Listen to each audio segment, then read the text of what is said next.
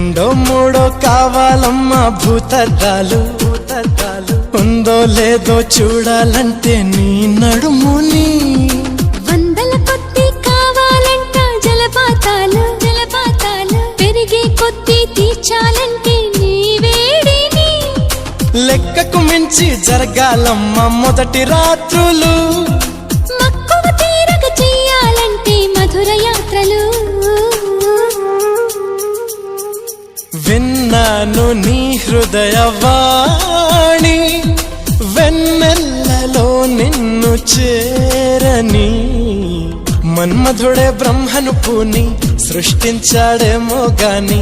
60 కేజీల దుడుకుతనాన్ని అలుపన్నది ఎరుగని రవితేజాన్ని పలికింది ఆకాశవాణి ఈ